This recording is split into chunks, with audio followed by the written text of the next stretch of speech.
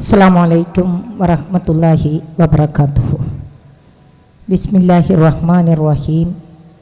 അൽഹംദുലില്ലാഹി റബ്ബിൽ ആലമീൻ. അസ്സലാത്തു വസ്സലാമു അലാ റസൂലിൽ അമീൻ വഅലാ ആലിഹി വസ്വഹ്ബിഹി അജ്മഈൻ. അമ്മാ ബഅദ്. ജാമിയ ബുസ്താനുൽ ഉലൂം അറബിക് കോളേജിൻ്റെ 56ാമത്തെ വാർഷിക സമ്മേളനത്തിൻ്റെ ഭാഗമായി നടക്കുന്ന ഈ വനിതാ സമ്മേളനത്തിൻ്റെ അധ്യക്ഷപദം അലങ്കരിക്കുന്ന ഞങ്ങളുടെയൊക്കെ പ്രിയപ്പെട്ട തൃശ്ശൂർ ജില്ലാ MGMൻ്റെ പ്രഗത്ഭയായ പ്രസിഡന്റ് പ്രിയപ്പെട്ട സഫിയത്ത, സ്വാഗത ഭാഷണം നിർവഹിച്ച ഖദീജ ബി ടീച്ചർ, വേദിയിലെ MGMൻ്റെ കരുത്തരായ നേതാക്കളെ, ഈ പ്രദേശത്തെ നല്ലവരായ കർമ്മോത്സുകരായ MGMൻ്റെ പ്രവർത്തകരെ, നല്ലവരായ സഹോദരിമാരെ, പ്രിയപ്പെട്ട കുട്ടികളെ, ഏറെ സന്തോഷവും അതിലേറെ ചാരിതാർത്ഥ്യവുമൊക്കെ മുറ്റി നിൽക്കുന്ന ഒരു വേദിയിലാണ് നമ്മളിപ്പോഴുള്ളത്. നമ്മളെ സംബന്ധിച്ചിടത്തോളം ഒരു സ്ഥാപനം പ്രാരാബ്ധങ്ങൾക്കിടയിലൂടെ, പ്രയാസങ്ങൾക്കിടയിലൂടെ മുന്നേറി ഇപ്പോൾ ഈ കാണുന്ന രൂപത്തിലേക്ക്, അതിൻ്റെ 56 വർഷം പൂർത്തീകരിക്കുമ്പോൾ ഈ കാണുന്ന രൂപത്തിലേക്ക് അതെത്തിയിട്ടുണ്ടെങ്കിൽ ഇതിൻ്റെ പിന്നിൽ പ്രവർത്തിച്ച ഒരുപാട് അള്ളാഹുവിൻ്റെ പ്രതിഫലം മാത്രം കാക്ഷിച്ചുകൊണ്ട് മറ്റൊന്നും ആവശ്യമില്ലാത്ത തരത്തിൽ ഇതിൻ്റെ പിന്നിൽ പ്രവർത്തിച്ച ഒരുപാട് ആളുകളുണ്ട്.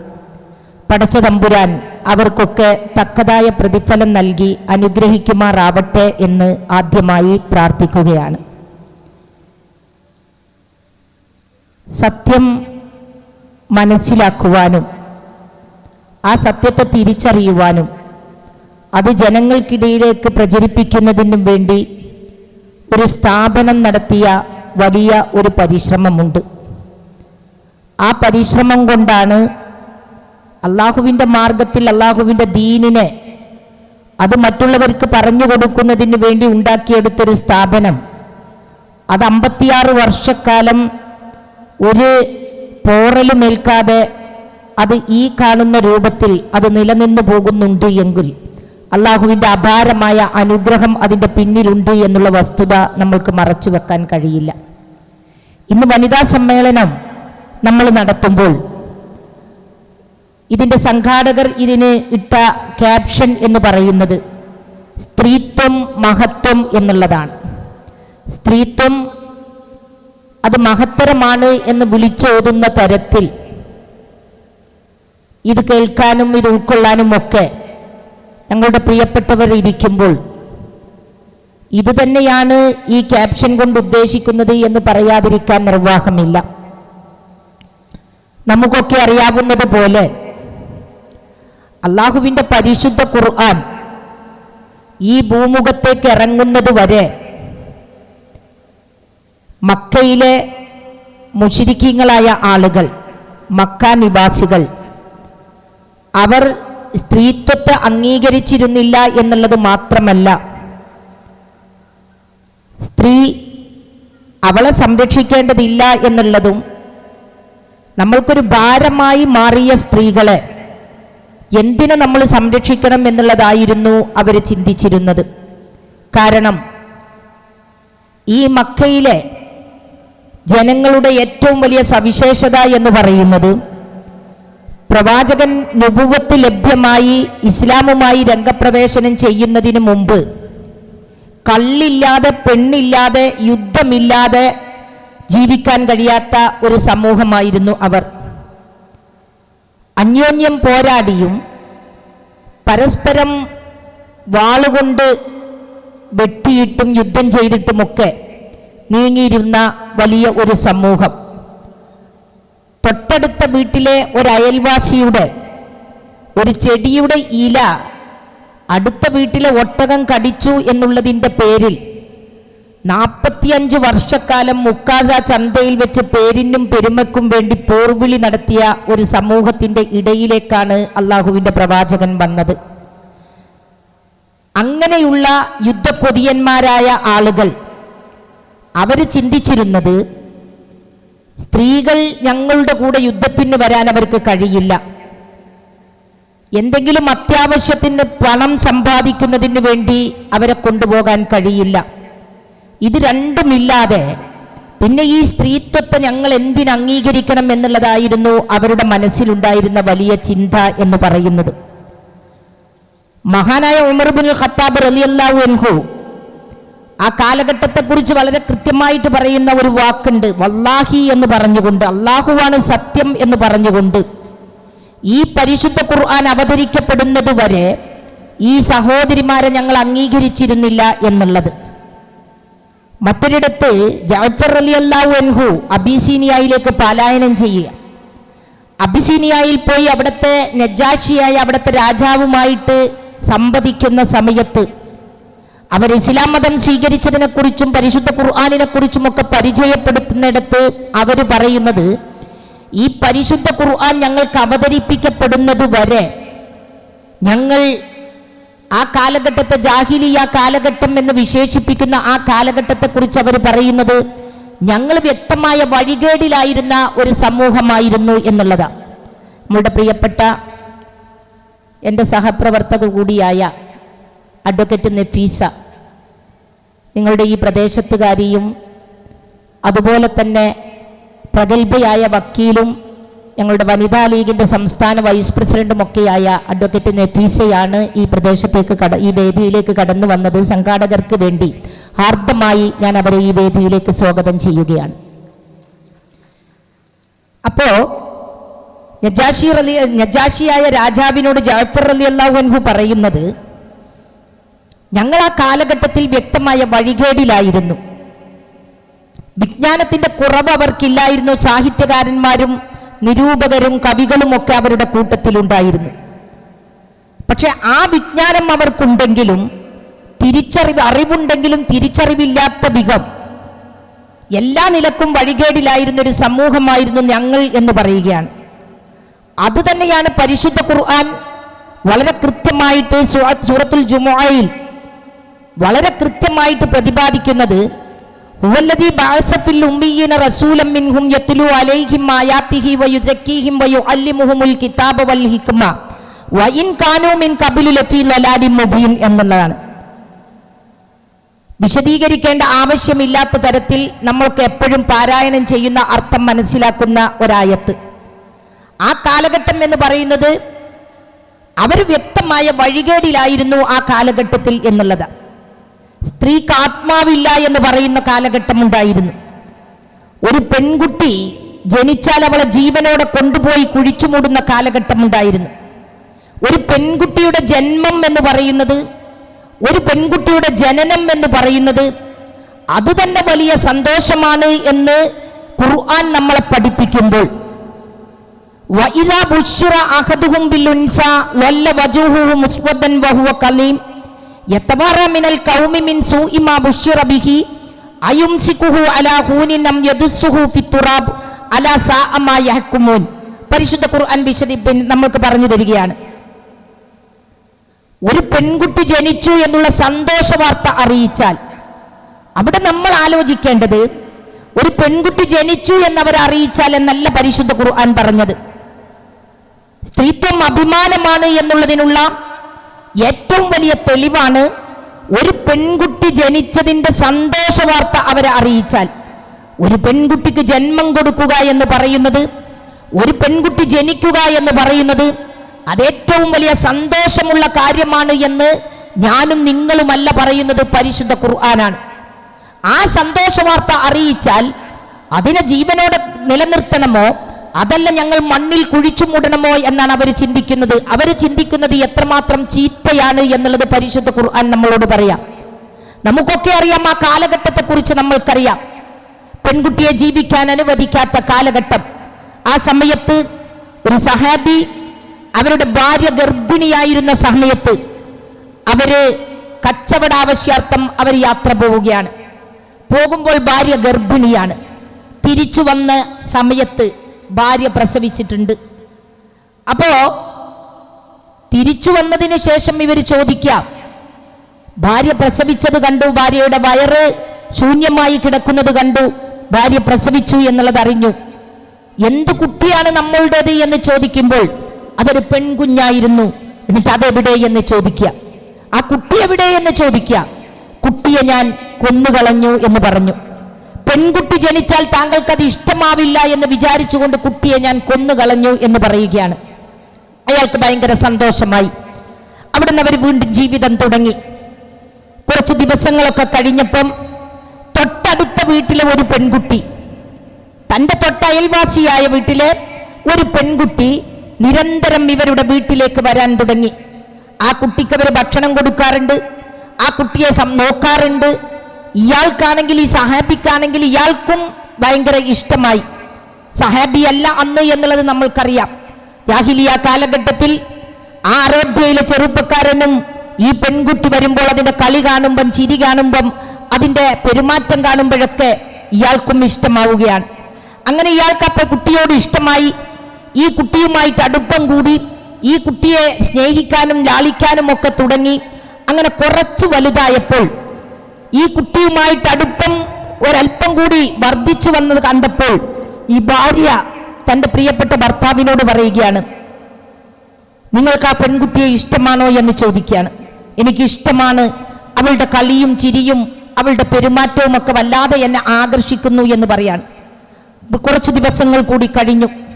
വീണ്ടും ഒരടുപ്പം കൂടി വർദ്ധിച്ചതിന് ശേഷം ഈ ഭാര്യ ഭർത്താവിനോട് പറയുകയാണ്, അത് നമ്മളുടെ കുഞ്ഞാണ്, ഞാനന്ന് കൊന്നുകളഞ്ഞിട്ടില്ല, പകരം നമ്മളുടെ തൊട്ടടുത്ത അയൽവാസിയെ വളർത്താൻ വേണ്ടി ഏൽപ്പിച്ചതാ. നിങ്ങൾക്ക് അവളെ ഇഷ്ടമാവില്ല എന്ന് എനിക്ക് 100% അറിയാം. അതുകൊണ്ട് നിങ്ങൾ വന്നാൽ അതിനെ കൊന്നുകളയും എന്നുള്ളത് എനിക്കറിയാം. ഇപ്പം നിങ്ങൾക്ക് അവളോട് ഒരല്പം ഇഷ്ടം കൂടിയ സമയത്ത്, അവളുമായിട്ട് നിങ്ങൾക്കൊരു അറ്റാച്ച്മെന്റ് ഉണ്ടായപ്പോൾ ഞാനത് തുറന്നു പറയുകയാണ് എന്ന് പറയാം. പക്ഷെ ആ ജാഹിലിയ കാലഘട്ടത്തിലെ അദ്ദേഹത്തിന്റെ മനസ്സിലുള്ള രോഷം അതാളിക്കത്തുകയും ആ പെൺകുട്ടിയെയും കൊണ്ടുപോയി ആ പെൺകുട്ടിയെ അദ്ദേഹം കുഴിച്ചു മൂടുകയും ചെയ്ത സംഭവം നമ്മൾക്കറിയാം. ഇങ്ങനെ എത്രയെത്ര സംഭവങ്ങൾ. മഹാനായ ഉമർ ഇബ്നുൽ ഖത്താബ് റളിയല്ലാഹു അൻഹുവിന്റെ ചരിത്രമുണ്ട്. മക്കയിലേക്ക് നമ്മൾ ഹജ്ജ് ചെയ്യാനും ഉംറ ചെയ്യാനും ഒക്കെ പോകുമ്പോൾ ആ പള്ളിയുടെ നേരെ മുമ്പിൽ മതിൽ കെട്ടി സംരക്ഷിച്ച ഒരു ചതുപ്പ് പോലത്തെ ഒരു പ്രദേശം, നമ്മൾ ഒരു വികസനവും നടത്താത്ത പ്രദേശം അവിടെ കാണാം. അവിടെയാണ് മഹാനായ അബൂബക്കർ സിദ്ദീഖ് റളിയല്ലാഹു അൻഹുവും മഹാനായ ഉമർ ഇബ്നുൽ ഖത്താബ് റളിയല്ലാഹു അൻഹുവും താമസിച്ചിരുന്ന ആ കുന്നിൻ ചരിവിലൂടെ ആ ഭാഗത്തുകൂടി ഇറങ്ങി വന്നുകൊണ്ടാണ് അവർ കുട്ടികളെ അവിടെ വെച്ച് കുഴിച്ചു മൂടിയിരുന്നത് എന്ന് ചരിത്രം നമ്മളെ പഠിപ്പിക്കുക, ചരിത്രം നമ്മൾക്ക് പറഞ്ഞു തരികയാണ്. അത്തരത്തിൽ സന്തോഷവാർത്തയായ ഒരു സംഭവത്തെ ഒട്ടും ഇഷ്ടമില്ലാതെ, ഒട്ടും താല്പര്യമില്ലാതെ അവരതിനെ കുഴിച്ചു മൂടിയിരുന്ന ഒരു കാലഘട്ടമാണ് നമ്മൾ കണ്ടിരുന്നത്. പ്രവാചകൻ മുഹമ്മദ് മുസ്തഫ സല്ലല്ലാഹു അലൈഹി വസല്ലമയുടെ സന്നിധിയിലേക്ക് വന്ന് ഇസ്ലാം മതം സ്വീകരിച്ചതിന് ശേഷം പ്രവാചകൻ മുഹമ്മദ് മുസ്തഫ സല്ലല്ലാഹു അലൈഹി വസല്ലമയുടെ സന്നിധാനത്തിലേക്ക് എത്തിച്ചേർന്നുകൊണ്ട് ജാഹിലിയ കാലഘട്ടത്തിൽ നടന്ന സംഭവങ്ങളെക്കുറിച്ച് വിശദീകരിക്കുന്ന സമയത്ത് ഒരു സഹാബി പ്രവാചകനോട് പറഞ്ഞു കൊടുക്കുകയാണ്, പ്രവാചകരെ, ഞാൻ എൻ്റെ മകളെ കൊണ്ടുപോയി എനിക്ക് അവളെ എങ്ങനെയെങ്കിലും നശിപ്പിക്കണമെന്ന് എനിക്ക് ആഗ്രഹമുണ്ടായി. ഞാൻ പല സ്ഥലങ്ങളും അന്വേഷിച്ചു. അങ്ങനെ അന്വേഷിച്ച് നടക്കുന്നതിനിടക്ക് ഞാനൊരു പൊട്ടക്കിണർ കണ്ടുവച്ചു. പിന്നെ അവിടെ നിന്ന് ഞാൻ കണ്ടുവച്ച പൊട്ടക്കിണറ്റിലേക്ക് എൻ്റെ കുട്ടിയെ കൊണ്ടുപോയിട്ടിട്ട് തിരികെ വരുമ്പോഴും അവൾ വിളിച്ചിരുന്നത് ആ അഗാധമായ കിണറ്റിന്റെ അടിയിൽ നിന്ന് അവൾ വിളിച്ചുകൊണ്ടിരുന്നത് ബാപ്പ ബാപ്പ എന്നായിരുന്നു എന്ന് പറഞ്ഞപ്പം പ്രവാചകനും ഒപ്പം കൂടി നിന്നിരുന്ന സഹാബിമാരും പൊട്ടിക്കരഞ്ഞു എന്നുള്ളത് ചരിത്രത്തിന്റെ ഭാഗമാണ്.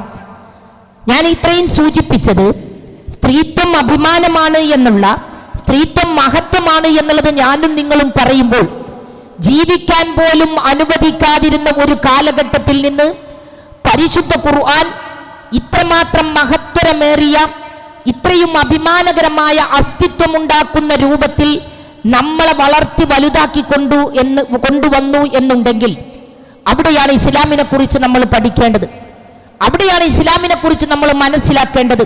ജീവിക്കാനുള്ള അവസരം നൽകിയതുപോലെ തന്നെ അള്ളാഹുവിന്റെ പ്രവാചകൻ ആ കാലഘട്ടത്തിൽ ഉപ്പമാരോട് മാത്രമല്ല, അവിടുത്തെ സഹോദരങ്ങളോട് പറഞ്ഞു, നിങ്ങളുടെ പെൺമക്കളെ നിങ്ങളുടെ സഹോദരിമാരെ സംരക്ഷിക്കണം എന്നുള്ളത്. ഭർത്താക്കന്മാരോട് പറഞ്ഞു, നിങ്ങളിൽ ഏറ്റവും ഉത്തമൻ എന്ന് പറയുന്നത് നിങ്ങളുടെ ഭാര്യമാരോട് നന്നായി പെരുമാറുന്നവനാണ് എന്ന് പറഞ്ഞു. അതിനിടക്ക് അവർക്ക് ബോധം വന്നത്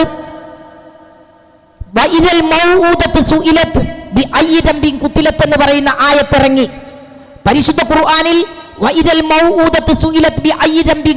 എന്ന് പറയുന്ന ആയത്തിറങ്ങിയപ്പോൾ കുഴിച്ചു മൂടപ്പെട്ട പെൺകുട്ടികൾ അവരെ നാളെ മഹ്ശറയിൽ ഒരുമിച്ച് കൂട്ടുമ്പോൾ ഈ മാതാപിതാക്കളോട് ചോദ്യം ചെയ്യപ്പെടും, എന്ത് തെറ്റ് ചെയ്തിട്ടാണ് നിങ്ങൾ അവരെ കുഴിച്ചു മൂടിയത് എന്ന് ചോദ്യം ചെയ്യപ്പെടും എന്ന് പറഞ്ഞപ്പോൾ ഒട്ടുമിക്ക രക്ഷിതാക്കളും ആ പെൺകുട്ടികളെ സംരക്ഷിക്കാൻ തുടങ്ങി.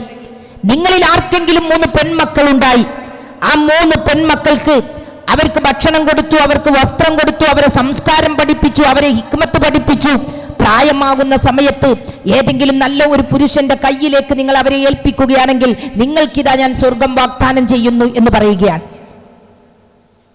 അള്ളാഹുവിന്റെ റസൂലിനോട് ചോദിച്ചു, അപ്പൊ 2 പെൺമക്കൾ ഉണ്ടെങ്കിലോ? അവർക്കും സ്വർഗമുണ്ട് എന്ന് പറഞ്ഞു. ഒന്നാണെങ്കിലോ റസൂലെ എന്ന് ചോദിച്ചപ്പോൾ അവർക്കും എന്ന് റസൂല് മറുപടി പറഞ്ഞു കൊടുത്തു. അപ്പൊ പെൺകുട്ടികളെ സംരക്ഷിക്കുക എന്ന് പറയുന്നത്, പെൺകുട്ടികളെ സംരക്ഷിക്കാതിരുന്ന ഒരു കാലഘട്ടത്തിൽ അവരെ സംരക്ഷിച്ചതിന്റെ പ്രതിഫലമായി നിങ്ങൾക്ക് സ്വർഗമുണ്ട് എന്ന് വരെ അള്ളാഹുവിന്റെ റസൂല് പഠിപ്പിച്ചിട്ടുണ്ടെങ്കിൽ ഈ പെൺകുട്ടികളെ നമ്മൾ തനതായ രൂപത്തിൽ തനതായ ശൈലിയിൽ ഈ പെൺകുട്ടികളെ വളർത്തിക്കൊണ്ടുവന്നാൽ നമ്മൾ സ്വർഗാവകാശികളാണ് എന്നുള്ളത് നമ്മൾ മറക്കാൻ പാടില്ല. നമ്മൾ സ്വർഗത്തിന് അവകാശികളാണ് എന്നുള്ളത് ഞാനും നിങ്ങളും മനസ്സിലാക്കണം. അത് കഴിഞ്ഞ് ജീവിക്കാനുള്ള അവസരം നൽകി നമ്മൾക്ക് നമ്മളെ വളർത്തിക്കൊണ്ടുവന്നാൽ, നമ്മളെ സംരക്ഷിച്ചാൽ അതാരായിരുന്നാലും അവർക്ക് സ്വർഗമുണ്ട് എന്നുള്ള വാഗ്ദാനം നമ്മൾക്ക് ലഭ്യമായി.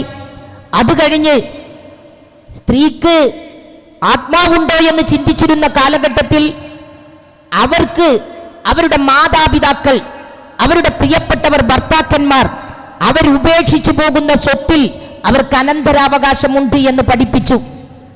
മാതാപിതാക്കൾ ഇട്ടേച്ചു പോകുന്ന സ്വത്തിൽ, ഭർത്താക്കന്മാർ ഇട്ടേച്ചു പോകുന്ന സ്വത്തിൽ അവർക്ക് അനന്തരാവകാശമുണ്ട് എന്ന് പ്രഖ്യാപിച്ചത് ഇസ്ലാമാണ്. ഇതിലേറെ കൂടുതൽ സ്ത്രീക്ക് മഹത്വം നൽകാൻ മറ്റേത് മതത്തിനാ കഴിയുക?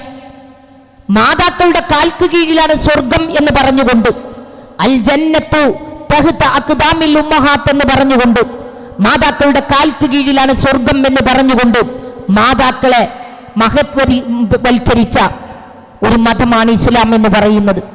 ഇത്തരത്തിൽ ഏത് ഭാഗങ്ങളിലൂടെ നമ്മൾ കണ്ണോടിക്കുമ്പോഴും അവിടെയൊക്കെ സ്ത്രീകൾക്ക് മഹത്തായ സ്ഥാനം നൽകിയ ഒരു മതത്തിന്റെ അനുയായികളാണ് നമ്മൾ. ഇന്ന് അതിനെ എവിടെ കൊണ്ടുപോയി എത്തിച്ചു എന്നുള്ള ചോദ്യത്തിലേക്ക് വരുന്നതിന് മുമ്പ് ഇസ്ലാമിലെ ആദ്യത്തെ രക്തസാക്ഷി എന്ന് പറയുന്നത് അള്ളാഹുവിന്റെ പ്രവാചകൻ മുത്തു മുഹമ്മദ് മുസ്തഫ സ്വല്ലല്ലാഹു അലൈഹി വസല്ലം ഇസ്ലാം മതവുമായി രംഗപ്രവേശനം ചെയ്ത സമയം നമ്മൾക്കറിയാം. മക്ക മുശ്രിക്കീങ്ങളായ ആളുകൾ തന്റെ കുടുംബത്തിൽപ്പെട്ട ഖുറൈശിയിലെ പ്രമാണിമാരടക്കം പ്രവാചകന് മക്കയിൽ അവരെ ജീവിക്കാനോ അല്ലെങ്കിൽ അവരെ ഉൾക്കൊള്ളാനോ തയ്യാറാവാത്ത ഒരു കാലഘട്ടം. ആ കാലഘട്ടത്തിൽ ഒരു നിലക്കും ജീവിതം അവിടെ മുന്നോട്ട് കൊണ്ടുപോകാൻ കഴിയില്ല എന്ന് വരുന്ന വലിയ ഒരു സത്യം നിലനിൽക്കുകയാണ്. നടക്കുന്ന വഴിയിൽ കല്ലും മുള്ളും വിതറുക, അതുപോലെ തന്നെ ചതിക്കുഴി ഉണ്ടാക്കി അതിൽ ചാടിക്കുക, ഒട്ടകത്തിന്റെ ചീഞ്ഞു നാറിയ കുടൽമാലകൾ നമസ്കാരത്തിൽ സുജൂദിലേക്ക് പോകുമ്പോൾ പെരടിയിലേക്ക് കൊണ്ടുപോയിടുക, ഇത്രയും ഹീനമായ മാർഗങ്ങൾ സ്വീകരിച്ചുകൊണ്ട് പ്രവാചകനെ അങ്ങേയറ്റം ദ്രോഹിച്ചിരുന്ന ഒരു കാലഘട്ടം.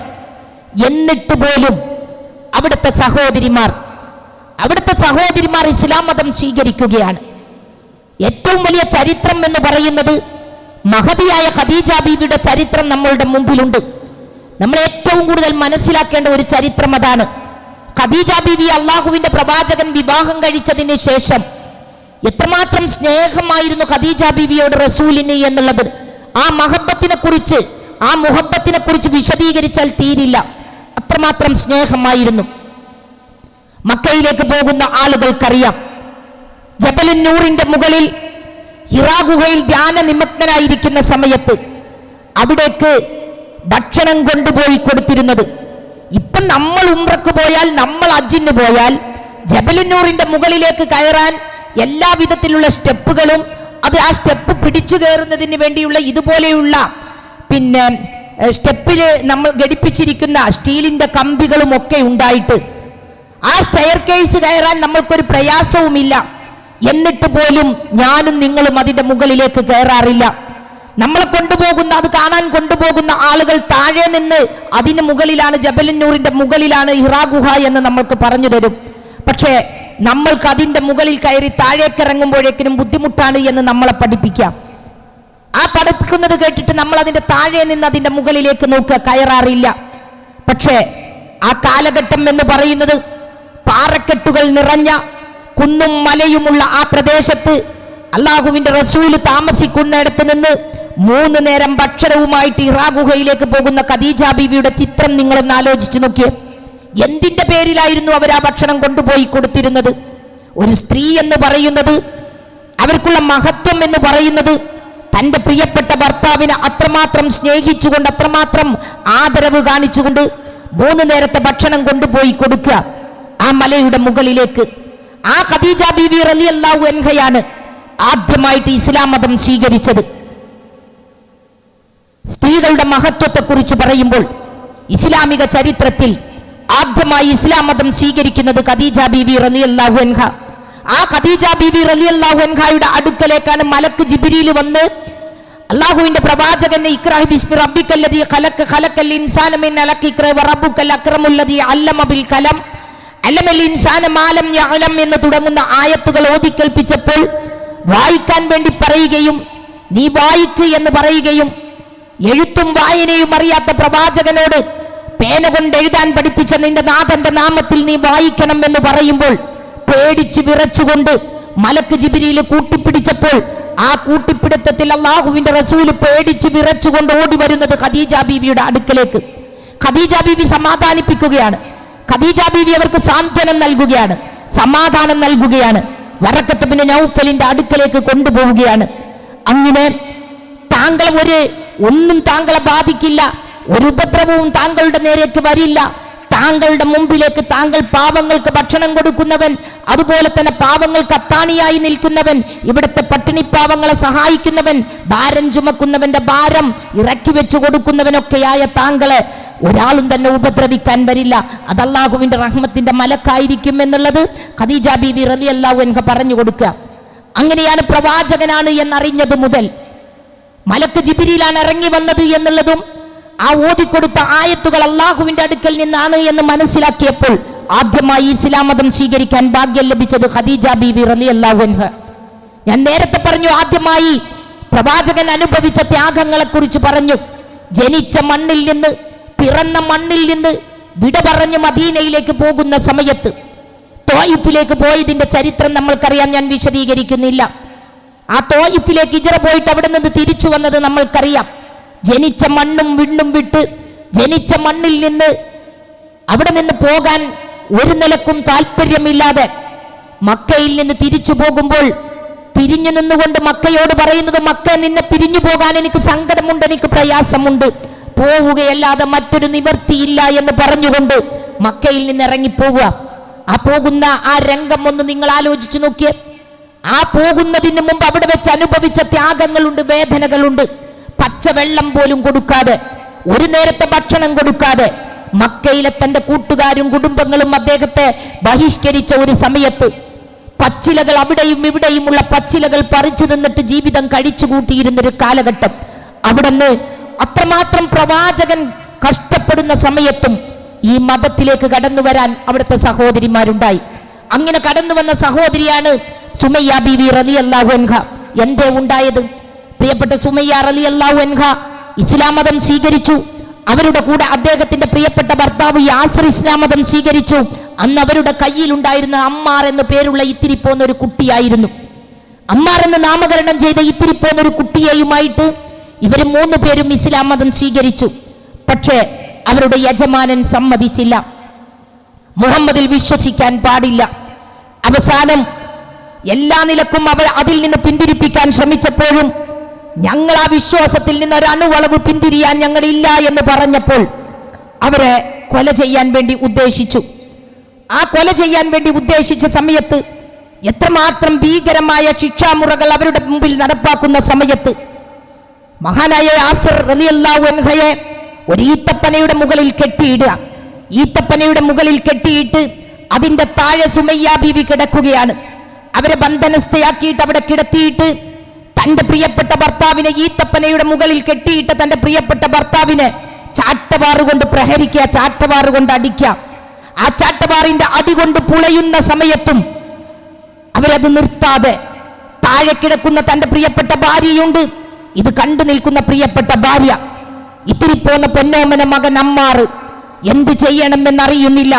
വിശ്വാസത്തിലൊരൽപ്പം പോലും ചാഞ്ചല്യമില്ലാതെ അചഞ്ചലമായ വിശ്വാസത്തിന്റെ ഭാഗമായിട്ട് തന്റെ ഭർത്താവിനെ എന്ത് ചെയ്താലും ഈ വിശ്വാസത്തിൽ നിന്ന് ഞാൻ പിന്മാറില്ല എന്ന് ആ ശത്രുവിന്റെ മുഖത്ത് നോക്കി പറയാം.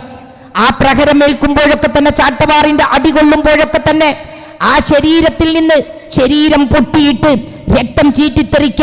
ആ ഈത്തപ്പനയുടെ ഓലയുടെ മുകളിലേക്ക് രക്തം ചീറ്റിത്തെറിക്കുന്ന സമയത്ത് ഇതിൽ നിന്ന് പിന്മാറുന്നില്ലേ എന്ന് ചോദിക്കുമ്പോൾ ഇല്ല എന്ന് പറയുകയാണ്. ചുട്ടുപഴുത്ത ഇരുമ്പിന്റെ ദണ്ട് കൊണ്ടുവന്ന് അവരുടെ ജനനേന്ദ്രിയത്തിലൂടെ കുത്തിക്കയറ്റുന്ന സമയത്ത് കുത്തുന്ന ശത്രുവിന്റെ മുഖത്ത് നോക്കിയിട്ട് ആ കത്തുന്ന മാംസത്തിന്റെ ഗന്ധം അത് തന്റെ മൂക്കിലേക്ക് അടിച്ചു കയറുന്ന സമയത്തും ആ സുമയ്യ ബീവി റളിയല്ലാഹു അൻഹ അല്ലാഹു അഹദ് എന്ന് മുഴുവൻ പറയാൻ കഴിയാതെ അഹദ് അഹദ് എന്ന് പറഞ്ഞ് ഈ ലോകത്തോട് വിട പറയുന്നത്, ഇസ്ലാമിലെ ആദ്യത്തെ രക്തസാക്ഷി എന്ന് പറയുന്നത് ഒരു വനിതയാണ്, സുമയ്യ ബീബി റളിയല്ലാഹു അൻഹയാണ്. ആ സമയത്താണ് അല്ലാഹുവിന്റെ പ്രവാചകൻ അതിലൂടെ കടന്നു വരുന്നത്. രക്ഷിക്കാൻ കഴിയുന്നില്ല. ആ കുടുംബത്തെ നോക്കിക്കൊണ്ട് പറഞ്ഞത്, യാസർ കുടുംബമേ ക്ഷമ അവലംബിക്കുക, നാളെ നിങ്ങൾക്ക് സ്വർഗമുണ്ട് എന്നുള്ളതാ. നാളെ നിങ്ങൾക്ക് സ്വർഗമുണ്ട് എന്ന് പറഞ്ഞു കൊടുക്കുന്നത് അല്ലാഹുവിന്റെ റസൂലാണ്. ഇസ്ലാം മതം സ്വീകരിച്ച ആദ്യത്തെ വനിത എന്ന് പറയുന്നത്, ആദ്യത്തെ ആളെന്ന് പറയുന്നത് വനിത. രണ്ടാമത് ഇസ്ലാമിന് വേണ്ടി രക്തസാക്ഷിത്വം വരിച്ചത് അള്ളാഹുവിന്റെ റസൂല് സ്വർഗം കൊണ്ട് വാഗ്ദാനം ചെയ്ത സുമയ്യ ബീബി റളിയല്ലാഹു അൻഹ. സ്ത്രീത്വത്തിന്റെ മഹത്വം നമ്മൾ മനസ്സിലാക്കണം. അള്ളാഹുവിന്റെ റസൂല്, ഞാൻ അവസാനിപ്പിക്കുകയാണ്, അള്ളാഹുവിന്റെ റസൂല് ഹിജ്റ പോകുന്ന സംഭവത്തെക്കുറിച്ച് നിങ്ങൾക്കറിയാം. അബൂബക്കർ സിദ്ദീഖുമായിട്ട് ഹിജ്റ പോകുന്ന സംഭവത്തെക്കുറിച്ച് നിങ്ങൾക്കറിയാം. അവർക്ക് ഭക്ഷണം കഴിക്കാനുള്ള വസ്തുക്കൾ വേണം. ഈ ഭക്ഷണം കഴിക്കാനുള്ള വസ്തുക്കൾ ഒരു സഞ്ചിയിലാക്കി, ഒരു പാക്കറ്റിലാക്കിയിട്ട് അവരത് കെട്ടാൻ വേണ്ടിയിട്ട് ഒരു കയറിന്റെ കഷ്ണമില്ലാത്ത ഇരിക്കുന്ന സമയത്ത് അബൂബക്കർ റളിയല്ലാഹു അൻഹുവിന്റെ പ്രിയപ്പെട്ട മകൾ അസ്മാ റളിയല്ലാഹു അൻഹ, ആ അസ്മാ ബീവി റളിയല്ലാഹു അൻഹ പറയുന്നത്, അവരുടെ അരയിലുണ്ടായിരുന്ന, നമ്മള് അന്നത്തെ കാലഘട്ടത്തിൽ, ഇന്നത്തെ കാലഘട്ടത്തിൽ തുണി മുറുക്കി ഉടുക്കുന്നതിന് വേണ്ടി നമ്മൾ ഉപയോഗിക്കുന്ന ബെൽറ്റ്, അത് ഇന്ന് ബെൽറ്റായി. പഴയ കാലഘട്ടത്തിലൊക്കെ നമ്മൾ തുണിയുടെ കര ചീന്തിയിട്ട് അതുകൊണ്ട് ബെൽറ്റ് ഉപയോഗിക്കുന്ന കാലഘട്ടമൊക്കെ ഉണ്ടായിരുന്ന സമയമുണ്ടായിരുന്നു. അന്ന് അത് അവര് അരയിൽ നിന്നെടുത്ത് അതിൽ നിന്നൊരു പാളി ചീന്തിയെടുത്ത് അതുകൊണ്ട് റസൂലിനും അബൂബക്കർ സിദ്ദീഖ് റളിയല്ലാഹു അൻഹുവിനും ഭക്ഷണം ഒട്ടകപ്പുറത്ത് വെച്ച് കെട്ടിക്കൊടുക്കുന്നതിന് വേണ്ടി ചീന്തിക്കൊടുത്തിരുന്ന ആ ഒരു കാലഘട്ടത്തെ, ആ സാഹചര്യത്തെ കുറിച്ച് ആലോചിച്ചു നോക്കൂ. എല്ലാറ്റിലും അവർ പങ്കാളികളായിരുന്നു. എല്ലാ വിഷയത്തിലും അവർ പങ്കാളികളായിരുന്നു. യുദ്ധത്തിന് നമ്മൾക്കറിയാം, യുദ്ധസമയത്ത് ഞാൻ അങ്ങോട്ട് തിരിയുമ്പോഴും ഇങ്ങോട്ട് തിരിയുമ്പോഴും ഇടത്തോട്ട് തിരിയുമ്പോഴും വലത്തോട്ട് തിരിയുമ്പോഴും എൻ്റെ ചുറ്റുഭാഗത്തായി ഉമ്മു അമ്മാറ റളിയല്ലാഹു അൻഹയെ കാണുകയാണ്. ഖാദിസിയ യുദ്ധം കഴിഞ്ഞ് തിരിച്ചു പോരുകയാണ്. അള്ളാഹുവിന്റെ റസൂലിന് എന്ത് സംഭവിച്ചു എന്ന് ചോദിച്ചുകൊണ്ട് സഹാബാക്കൾ ഇങ്ങനെ ആ യുദ്ധസമയത്ത്, യുദ്ധത്തിൽ അള്ളാഹുവിന്റെ പ്രവാചകൻ എന്ത് സംഭവിച്ചു എന്ന് ചോദിക്കുന്ന ഒരു സമയമുണ്ട്. അള്ളാഹുവിന്റെ റസൂലിനൊന്നും സംഭവിച്ചിട്ടില്ല എന്ന് പറഞ്ഞു കൊടുക്കുകയാണ്. അപ്പോഴാണ് പല സഹാബി വനിതകളും തിരിച്ചു പോരുന്നത്.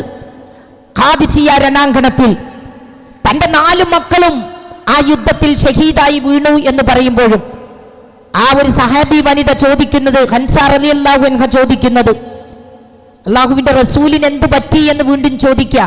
നിങ്ങളുടെ 4 മക്കളും ആ യുദ്ധത്തിൽ ഷഹീദായി എന്ന് പറയുമ്പോൾ ഹൻസ ബീവി പറഞ്ഞ ഒരു മറുപടിയുണ്ട്, എൻ്റെ 4 മക്കളുടെ ആ ഷഹീദായ 4 മക്കളെ കൊണ്ട് എന്നെ ശ്രേഷ്ഠയാക്കിയ സർവശക്തനായ രക്ഷിതാവിനാണ് സർവസ്തുതിയും എന്നുള്ളത്. ആ കാലഘട്ടം നമ്മളുടെ ഒരുപാട് ചരിത്ര സംഭവങ്ങൾ ഉറങ്ങുന്ന കാലഘട്ടങ്ങൾ ഉണ്ടായിരുന്നു. ആസിയ ബീവിയുടെ ചരിത്രം നമ്മളുടെ മുമ്പിലുണ്ട്. മറിയം ബീവിയുടെ ചരിത്രം നമ്മളുടെ മുമ്പിലുണ്ട്. മഹദിയായ ഹാജറ ബീവിയുടെ ചരിത്രം നമ്മളുടെ മുമ്പിലുണ്ട്. ഇത്തരത്തിൽ പരിശുദ്ധ ഖുർആനിൽ വറബല്ലാഹു മസലൽ ലില്ലദീന ആമനൂ എന്ന് പറഞ്ഞുകൊണ്ട് ലറബല്ലാഹു മസലൻ ലില്ലദീന ആമനു, വിശ്വാസികളായ ആളുകൾക്ക്, വിശ്വാസിനികളായ ആളുകൾക്ക് എന്നല്ല പറഞ്ഞത്, ലോകത്തുള്ള മുഴുവൻ വിശ്വാസികളായ ആളുകൾക്കും, മുഴുവൻ മനുഷ്യർക്കും. ലഖദ് കറംനാ ബനി ആദം എന്ന് പറഞ്ഞതുപോലെ ആദമിന്റെ സന്തതികളെ ഞാൻ ബഹുമാനിച്ചിരിക്കുന്നു, ഞാൻ അവരെ ആദരിച്ചിരിക്കുന്നു എന്ന് പറഞ്ഞിടത്ത് ആദമിന്റെ മക്കളായ ആണുങ്ങളെ എന്നെവിടെയും പറഞ്ഞിട്ടില്ല. ആദം സന്തതികളെ എന്നാണ് പറഞ്ഞത്. അവിടെ ആണും പെണ്ണും സമമാണ്. അതുപോലെ തന്നെ ലറബല്ലാഹു മസലൻ ലില്ലദീന ആമനു, സത്യവിശ്വാസികളായ ആളുകൾക്ക് ഞാൻ ഉദാഹരിക്കപ്പെടുകയാണ്. ആരെ? ആസിയ ബീവി റളിയല്ലാഹു അൻഹ. ഇത് കാലത്ത് റബ്ബി ബിനിലി ഇൻദക ബൈതം ഫിൽ ജന്ന വനജ്ജിനി മിൻ ഫിർഔന വഅമലിഹി വനജ്ജിനി മിനൽ ഖൗമിൽ ളാലിമീൻ എന്ന് പറയുകയാണ്. സ്വർഗ്ഗത്തിൽ ഒരു ഭവനം വേണം എന്നുള്ളത് എവിടെ വെച്ചാ ആസിയ ബീവി ഭവനം വേണം എന്ന് പറയുന്നത്? കൊട്ടാരത്തിൽ ജീവിക്കുന്ന, ഫിർഔനിന്റെ കൊട്ടാരത്തിൽ ജീവിക്കുന്ന ആസിയ ബീവി അള്ളാഹുവിനോട് പ്രാർത്ഥിക്കുന്നത്, പടച്ച തമ്പുരാനെ, നാളെ മഹ്ശറയിൽ ഒരുമിച്ച് കൂട്ടുമ്പോൾ നിന്റെ നരകത്തിലേക്കും സ്വർഗത്തിലേക്കും വേർതിരിക്കപ്പെടുന്ന സമയത്ത് എനിക്ക് നിന്റെ സ്വർഗത്തിൽ ഒരു വീട് വേണം എന്ന് പറയുകയാണ്. കൊട്ടാരത്തിൽ ഇരുന്നു കൊണ്ടാണ് വീട് വേണം എന്ന് ആവശ്യപ്പെടുന്നത്. എവിടെ എത്തി? മഹതിയായ ആസിയ ബീവിയുടെ ചരിത്രം ഇത്. ഐഷ ബീവി റളിയല്ലാഹു അൻഹയെ കുറിച്ച് നമ്മൾക്കറിയാം. ഇത്രമാത്രം ഹദീസ് ക്രോഡീകരിച്ചുകൊണ്ട് ഒരു കാലഘട്ടത്തിൽ അള്ളാഹുവിൻ്റെ പ്രവാചകന്റെ പത്നിയായി ജീവിക്കുന്ന സമയത്തൊക്കെ തന്നെ പ്രവാചകന്റെ വാക്കിലൂടെ, പ്രവർത്തനത്തിലൂടെ, അംഗീകാരത്തിലൂടെ മാതൃക കാണിച്ച ഒരുപാട്, അദ്ദേഹത്തിൻ്റെ അടുക്കൽ നിന്ന് സ്വായത്തമാക്കിയ ഒരുപാട് അറിവുകൾ ഉണ്ടായിരുന്നു. പ്രവാചകന്റെ കാലഘട്ടത്തിൽ ജീവിച്ച ആളുകൾക്ക് ഹദീസ് പറഞ്ഞു കൊടുക്കേണ്ട ആവശ്യമില്ല. കാരണം ആ കാലഘട്ടത്തിലാണ് ജീവിച്ചത്. അവർക്ക് പ്രവാചകനോടൊപ്പം നിന്നിരുന്ന സമയത്ത് പ്രവാചകന്റെ എല്ലാ കാര്യങ്ങളും അവർക്കറിയാം. പരിശുദ്ധ ഖുർആനിന്റെ ഓരോ ആയത്തിറങ്ങുമ്പോൾ അവർ പ്രവാചകനിൽ നിന്ന് കേൾക്കുകയും പഠിക്കുകയും ചെയ്തിരുന്നു. പ്രവാചകൻ അവർക്കത് ഓതിക്കേൽപ്പിച്ചു കൊടുത്തിരുന്നു. പ്രവാചകന്റെ ഹദീസുകൾ അവർക്ക് പ്രവാചകനിലൂടെ തന്നെ അത് മാതൃകയായി കിട്ടിയിരുന്നു. പക്ഷേ ആ സഹാബാക്കളുടെ കാലം കഴിഞ്ഞ് വീണ്ടും 10-30 കൊല്ലം കഴിഞ്ഞപ്പം പുതിയ തലമുറ വന്നപ്പോൾ, 10-40 കൊല്ലം കഴിഞ്ഞപ്പം പുതിയ തലമുറ അവിടേക്ക് കടന്നു വന്നപ്പോൾ പ്രവാചകന്റെ ജീവിതചര്യയെക്കുറിച്ച് അവർക്ക് പഠിക്കണം. പല സംശയങ്ങളും ചോദിക്കാൻ ചെന്നിരുന്നത് ഐഷ ബീവിയോടായിരുന്നു. വലിയ ഒരു മഹൽ ഗ്രന്ഥത്തിന്റെ, അല്ലെങ്കിൽ വലിയ മഹത്തായ ഒരു ഗ്രന്ഥം എന്ന് പറയുന്നത് പോലെ പ്രവാചകന്റെ എല്ലാവിധ കാര്യങ്ങളും പറഞ്ഞു കൊടുത്തിരുന്ന ഹദീസ് ക്രോഡീകരിച്ചിരുന്നത്, ഹദീസ് പറഞ്ഞു കൊടുത്തിരുന്നത്, അതിൻ്റെ റാവിയായിരുന്നതൊക്കെ ഐഷ ബീവി റളിയല്ലാഹു അൻഹയായിരുന്നു. ആ കാലഘട്ടത്തെക്കുറിച്ചും നമ്മൾക്കറിയാം. പക്ഷേ ഇനി ചരിത്രത്തിലേക്ക് പോകുന്നില്ല. ഇവിടെ ഈ കാലഘട്ടത്തിലേക്ക് നമ്മൾ തിരിച്ചു വരുമ്പോൾ പഴയ കാലഘട്ടത്തെക്കുറിച്ച് നമ്മൾ പഠിക്കുന്നത്, ആ കാലഘട്ടത്തിലൊക്കെ തന്നെ പരിശുദ്ധ ഖുർആനും തിരുസുന്നത്തും നമ്മളെ പഠിപ്പിക്കുന്നത് ഒരു സ്ത്രീത്വം എന്ന് പറയുന്നത് അത് അഭിമാനമായിരുന്നു, അപമാനമായിരുന്നില്ല എന്ന് നമ്മളെ പഠിപ്പിക്കുമ്പോൾ, ഇന്ന് ഈ കാലഘട്ടത്തിലേക്ക് നമ്മൾ തിരിച്ചു വരുമ്പോൾ പലതിനെക്കുറിച്ചും നമ്മൾ പഠിക്കുകയും ചിന്തിക്കുകയും ചെയ്യേണ്ട ഒരു കാലഘട്ടത്തിലെത്തി. മാതാക്കളെ സ്നേഹിക്കാൻ അൽ ജന്നത്തു തഹ്ത അഖ്ദാമിൽ ഉമ്മഹാത്ത് എന്ന് നേരത്തെ ഞാൻ സൂചിപ്പിച്ചു. മാതാക്കളുടെ കാൽക്ക് കീഴിലാണ് സ്വർഗം എന്ന് നമ്മളെ പഠിപ്പിച്ചപ്പോൾ, ആ മാതാക്കളെ അംഗീകരിക്കണമെന്ന് നമ്മളെ പഠിപ്പിച്ചപ്പോൾ, നേരത്തെ പെൺകുട്ടികളെ കുഴിച്ചു മൂടിയിരുന്ന കാലഘട്ടത്തിൽ നിന്ന് പെൺകുട്ടികളെ സംരക്ഷിക്കുന്നതിന് വേണ്ടിയുള്ള ഒരു സമൂഹത്തെ വാർത്തെടുക്കാൻ അള്ളാഹുവിന്റെ പ്രവാചകന് തൻ്റെ 23 വർഷക്കാലത്തെ മക്കയിലെയും മദീനയിലെയും ജീവിതത്തിനിടക്ക് കഴിഞ്ഞു എങ്കിൽ, ആ പരിശുദ്ധ ഖുർആനും തിരുസുന്നത്തും നമ്മളുടെ മുമ്പിൽ ഉണ്ടായിരിക്കെ, കാലം മാറി വന്നപ്പോൾ, 14 നൂറ്റാണ്ടുകൾക്ക് ഇപ്പുറത്തേക്ക് നമ്മൾ എത്തിയപ്പോൾ നമ്മളുടെ ആ ചര്യയിൽ നിന്ന് പലപ്പോഴും നമ്മൾ വേറിട്ട് പോവുകയാണ്. പെൺകുട്ടികൾ വേണോ വേണ്ടേ എന്നുള്ളത് മാത്രമല്ല, കുട്ടികൾ തന്നെ വേണോ വേണ്ടേ എന്നുള്ള ചർച്ചയിലാണ് നമ്മൾ. നമ്മളുടെ വളർന്നു വരുന്ന സഹോദരിമാർക്ക്, വളർന്നു വരുന്ന നമ്മളുടെ മക്കൾക്ക് ഒരു വിവാഹ ജീവിതത്തിലൂടെയാണ് പുതിയൊരു സമൂഹം രൂപപ്പെടുക എന്നുള്ളതും, ഒരു കുടുംബം ഉണ്ടാവുക എന്നുള്ളതും, ആ കുടുംബം ഞങ്ങളിലൂടെയാണ് നിലനിൽക്കുക എന്നുള്ളതും, തൊട്ടിലിൻ്റെ അവകാശം എന്ന് പറയുന്നത് ഞങ്ങൾക്കാണ് എന്നുള്ളതും ചിന്തിക്കേണ്ടതിന് പകരം അതിനെക്കുറിച്ചൊക്കെ ഷിഫ നിങ്ങളോട് വിശദീകരിക്കും, ഞാൻ അവിടേക്ക് പോകുന്നില്ല. അത്തരത്തിൽ നമ്മൾ ചിന്തിക്കേണ്ടതിന് പകരം ഇന്ന് നമ്മളുടെ പെൺകുട്ടികൾ അവർ വിവാഹം പോലും വേണ്ട എന്ന് പറയുന്നൊരു കാലഘട്ടത്തിലേക്ക് നീങ്ങിക്കൊണ്ടിരിക്കുകയാണ്. പുതിയൊരു തലമുറ നമ്മൾക്കുണ്ടാവേണ്ടേ, പുതിയൊരു കുടുംബം നമ്മൾക്കുണ്ടാവേണ്ടേ? എവിടെയാണ് നമ്മളുടെ പെൺകുട്ടികൾക്ക് തെറ്റുപറ്റുന്നത്? മാതാപിതാക്കളെ നമ്മൾ അംഗീകരിക്കണം, മാതാപിതാക്കൾക്ക് നമ്മൾക്ക് സേവനം ചെയ്യണം. ആ മാതാപിതാക്കളാണ് നമ്മളുടെ എല്ലാം എന്ന് പറയുന്നത്. ഒരു സഹാബി അള്ളാഹുവിൻ്റെ പ്രവാചകന്റെ മുമ്പിലേക്ക് വന്നിട്ട് പറയുന്നത്, പ്രവാചകരെ, ഞാൻ എൻ്റെ ജീവിതകാലത്ത് ചെയ്യാൻ പാടില്ലാത്ത ഒരുപാട് തെറ്റ് ചെയ്തു, എനിക്കതിൽ നിന്ന് മോചനം വേണം. ഇസ്ലാം മതം സ്വീകരിച്ചിരിക്കുന്നു, എനിക്കതിൽ നിന്ന് മോചനം വേണം എന്ന് പറയുമ്പം അള്ളാഹുവിൻ്റെ റസൂല് ആ തെറ്റ് തിരുത്തുന്നതിന് വേണ്ടി ഞാനിനി എന്ത് ചെയ്യണമെന്ന് കൂടിയാലോചിക്കുന്ന സമയത്ത് റസൂലുള്ളാഹി സ്വല്ലല്ലാഹു അലൈഹി വസല്ലം പറയുന്നത്, നിങ്ങളുടെ മാതാവ് ജീവിച്ചിരിപ്പുണ്ടോ എന്നുള്ളതാണ്. ആ മാതാവിന് ഖിദ്മത്ത് ചെയ്യുന്നതിൻ്റെ അത്ര മറ്റെന്ത് ചെയ്താലും അതിൻ്റെ അത്ര വരില്ല എന്ന് പറയാം. മാതാവിന് സേവനം ചെയ്യാൻ വേണ്ടി അനുശാസിക്കുക, മാതാവിന് സേവനം ചെയ്യണം എന്ന് പറയാം. നമ്മൾക്കറിയാം, മഹാനായ ഉമർ ബിൻ അബ്ദുൽ അസീസിന്റെ കാലഘട്ടത്തിൽ ഒരു ഉമ്മയെ തോളിലേറ്റി വന്ന ഒരു സഹാബിയുടെ ചിത്രമുണ്ട്. യമനിൽ നിന്നാണ് അള്ളാഹുവിന്റെ റസൂലെ ഞാൻ എൻ്റെ ഉമ്മയെ തോളിലേറ്റി വന്നത്. മക്കയിൽ നിന്ന് യമനിലേക്ക് എന്ന് പറയുന്നത് ഒരുപാട് ദൂരമുണ്ട്. അത്രയും വിദൂരത്ത് നിന്ന് യമനിൽ നിന്നൊരു ഉമ്മയെ തോളിലേറ്റി ഹജ്ജ് ചെയ്യുന്നതിന്, പിന്നെ കഅബ തവാഫ് ചെയ്യുന്നതിന് വേണ്ടി, ഹജ്ജിന് വേണ്ടി, ഉംറക്ക് വേണ്ടി വന്നിട്ട് ആ കഅബയെ മുഴുവനും വലം വെച്ച് കഴിഞ്ഞ് ഉമർ ബിൻ അബ്ദുൽ അസീസ് റളിയല്ലാഹു അൻഹുവിനോട് എൻ്റെ ഉമ്മക്ക് സേവനം ചെയ്തത് പോരെ എന്ന് ചോദിക്കുന്നൊരു ചോദ്യമുണ്ട്. എൻ്റെ ഉമ്മ എന്നെ 10 മാസം ഗർഭം ചുമന്ന് പ്രസവിച്ചു എന്നുള്ളതിന് ഞാൻ എൻ്റെ ഉമ്മക്ക് കൊടുത്ത പ്രത്യുപകാരമാണ് ഇത് എന്ന് ഖലീഫയോട് പറയുന്ന സമയത്ത്, നിന്റെ ഉമ്മ നിന്നെ ഗർഭം ധരിച്ചിരുന്ന സമയത്ത് അവരിലുണ്ടായ ഒരു നിശ്വാസമുണ്ട്. അവർ ഗർഭം ചുമന്ന് നടക്കുന്ന സമയത്ത് അവരുടെ ശരീരത്തിൽ നിന്ന്, അവരുടെ മനസ്സിൻ്റെ ഉള്ളിൽ നിന്ന് വന്ന ഒരു നിശ്വാസമുണ്ട്. അതിൻ്റെ ഒരംശം പോലും നീ ചെയ്തിട്ടില്ല എന്ന് പറയാം. ഒരു ഉമ്മയുടെ മഹത്വത്തെക്കുറിച്ച് വിശദീകരിച്ച് തരിക.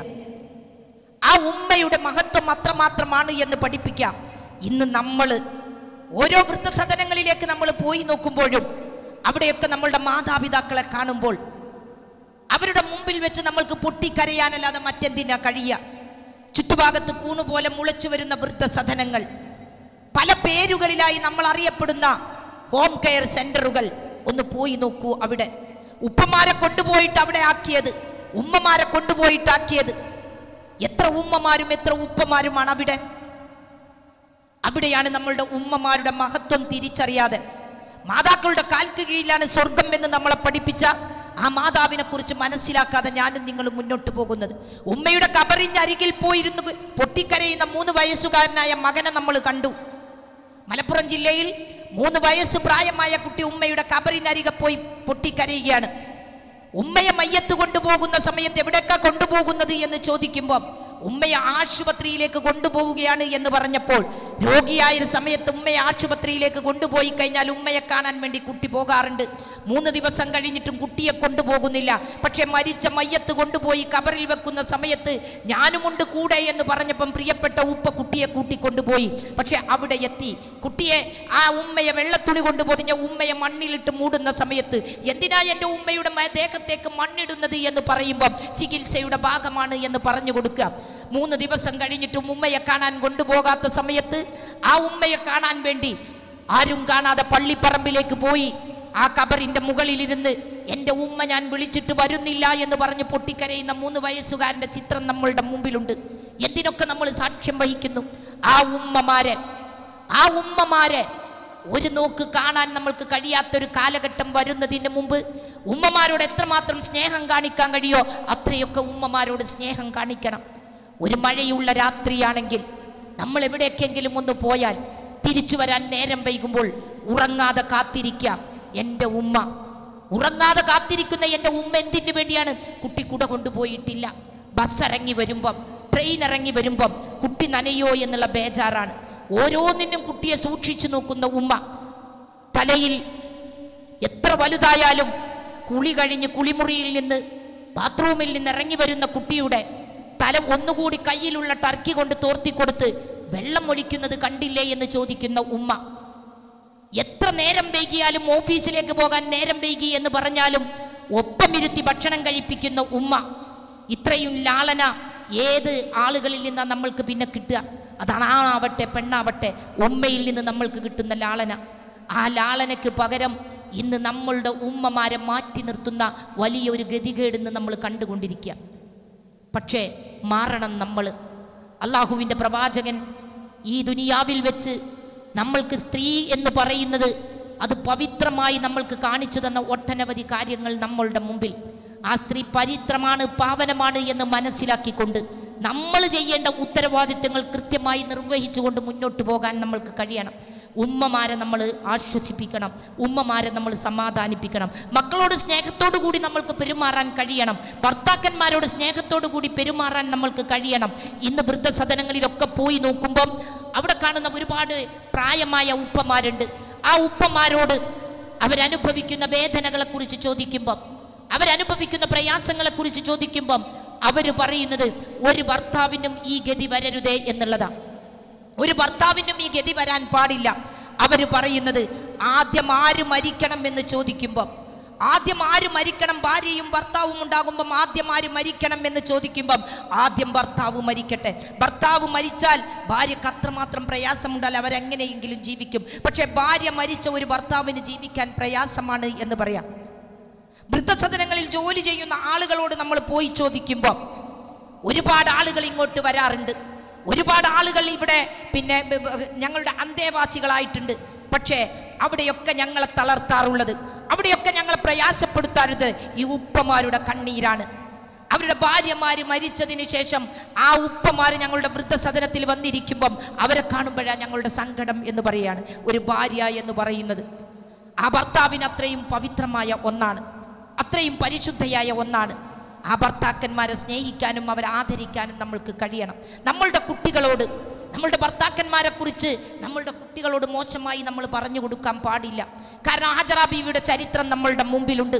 എത്രമാത്രം വാർദ്ധക്യത്തിൽ കിട്ടിയ കുട്ടി, ആ കുട്ടി ആരാരുമില്ലാത്ത മക്ക മണലാരണത്തിൽ കൊണ്ടുപോയി ആക്കണം എന്ന് പറഞ്ഞു. മക്കയിൽ കൊണ്ടുപോയി ആക്കി. എന്നിട്ട് തിരിച്ചു പോരുമ്പോൾ ആരെ ഉദ്ദേശിച്ച്, ആരെ കണ്ടുകൊണ്ടാണ് ഇവിടെ ആക്കുന്നത് എന്ന് ചോദിച്ചു. അവസാനം പിന്നാലെ വന്ന് വീണ്ടും വീണ്ടും ഹാജറ ബീവി ചോദിക്കുമ്പം പറയുന്ന അള്ളാഹുവിൻ്റെ കൽപ്പന പ്രകാരമാണോ എന്ന് പറയുമ്പം അതെ എന്ന് പറയുമ്പം ആ അള്ളാഹു നോക്കും എന്ന് പറഞ്ഞ് ഞങ്ങളെ സംരക്ഷിച്ചു കൊള്ളും എന്ന് പറഞ്ഞ് തിരിച്ചു പോരുന്ന ഹാജറ ബീവി. അത് കഴിഞ്ഞ് പിന്നെ കുട്ടിക്ക് കുറച്ച് വലുതായപ്പോഴാണ് കുട്ടിയെ ബലി നൽകണം എന്ന് പറയുന്നത്. യാ ബുനയ്യ ഇന്നി അറാ ഫിൽ മനാമി അന്നി അസ്ബൗക ഫൻദുർ മാദാ തറാ എന്ന് ചോദിക്കുകയാണ്. യാ ബതി ഫൽ മാ തുഅ്മറു സതജുദുനി ഇൻഷാ അല്ലാഹു മിനസ് സ്വാബിരീൻ എന്ന് പറയുകയാണ്. കുട്ടി അറുക്കാൻ വേണ്ടി കൊണ്ടുപോവുകയാണ്. ചരിത്രത്തിലേക്ക് പോകുന്നില്ല. പക്ഷെ ഒരിക്കൽ പോലും ഹാജറ ബീവി നമ്മളെ തിരിഞ്ഞു നോക്കാത്ത ഉപ്പയാണ്, ആ ഉപ്പയുടെ കൂടെ പോണ്ട എന്ന് പറഞ്ഞിട്ടില്ല. എത്രയെത്ര ഉദാഹരണങ്ങൾ നമ്മളുടെ മുമ്പിൽ. സ്നേഹിക്കണം നമ്മൾ മാതാക്കളെ, സ്നേഹിക്കണം നമ്മൾ ഉപ്പമാരെ, സ്നേഹിക്കണം നമ്മളുടെ ഭർത്താക്കന്മാരെ. കുടുംബത്തിൽ നല്ല കുടുംബത്തിൻ്റെ വിളക്കായിക്കൊണ്ട് നാളെ നമ്മളോടാണ് ഒരു സ്ത്രീ എന്നുള്ള നിലക്ക് ആ കുടുംബത്തിൻ്റെ വിളക്ക് എന്ന് പറയുന്നത്, ആ കുടുംബത്തിലെ ഗൃഹനാഥ എന്ന് പറയുന്നത് ഞാനും നിങ്ങളുമൊക്കെയാണ്. നാളെ അള്ളാഹുവിൻ്റെ മുമ്പിൽ, അള്ളാഹുവിൻ്റെ കോടതിയിലെത്തുമ്പോൾ എങ്ങനെയാണ് നമ്മളത് ചെലവഴിച്ചത് എന്ന് നമ്മളോട് ചോദ്യം ചെയ്യപ്പെടും. ചോദ്യം ചെയ്യപ്പെടുന്നതിൻ്റെ മുമ്പ് പരിശുദ്ധ ഖുർആൻ പഠിക്കാൻ, ഇസ്ലാമിക ചരിത്രങ്ങൾ ആവർത്തിച്ച് പഠിക്കാൻ, അള്ളാഹുവിൻ്റെ പ്രവാചകൻ്റെ സുന്നത്തുകൾ പിൻപറ്റിക്കൊണ്ട് മുന്നോട്ട് പോകാൻ നമ്മൾക്ക് കഴിയണം. അതിനൊക്കെ ആയിരിക്കട്ടെ നമ്മളുടെ ഈ ഒത്തുചേരൽ എന്ന് പ്രാർത്ഥിച്ചുകൊണ്ട്, ഈ ഒത്തുചേരൽ, ഇതിൻ്റെ സന്ദേശം അതൊക്കെ ആവട്ടെ. നാളെ ഈ ജാമിയ ബുസ്താനുൽ ഉലൂമിൽ വന്ന് ഞങ്ങൾ ഇവിടുത്തെ ക്ലാസ്സുകൾ കേട്ട് ഞങ്ങളുടെ ജീവിതത്തിൽ അത് പ്രാവർത്തികമാക്കാൻ ശ്രമിച്ചു. അതിൻ്റെ പ്രതിഫലമായി റബ്ബെ ഞങ്ങൾക്ക് നാളെ സ്വർഗം തരണം എന്ന് നമ്മൾക്ക് പ്രാർത്ഥിക്കണമെങ്കിൽ, ആ സ്വർഗത്തിലേക്ക് നമ്മൾക്ക് കടന്നു ചെല്ലണമെങ്കിൽ പരിശുദ്ധ ഖുർആൻ പഠിക്കാനും അതിനെക്കുറിച്ച് ചിന്തിക്കാനും അത് പ്രചരിപ്പിക്കാനും നമ്മൾക്ക് കഴിയണം. പടച്ച തമ്പുരാൻ നമ്മളെ ഏവരെയും അനുഗ്രഹിക്കുമാറാവട്ടെ എന്ന പ്രാർത്ഥനയോടെ അള്ളാഹുവിൻ്റെ നാമത്തിൽ ബിസ്മില്ലാഹിർ റഹ്മാനിർ റഹീം എന്ന് ഉച്ചരിച്ചുകൊണ്ട് ഇതിൻ്റെ ഔപചാരികമായ ഉദ്ഘാടന കർമ്മം നിർവഹിച്ചതായി അറിയിച്ച് ഞാൻ എൻ്റെ വാക്കുകൾ ഉപസംഹരിക്കുന്നു. വാഖിർ ദഅ്വാനാ അനിൽ ഹംദുലില്ലാഹി റബ്ബിൽ ആലമീൻ. അസ്സലാമു അലൈക്കും വറഹ്മത്തുള്ളാഹി വബറകാതുഹു.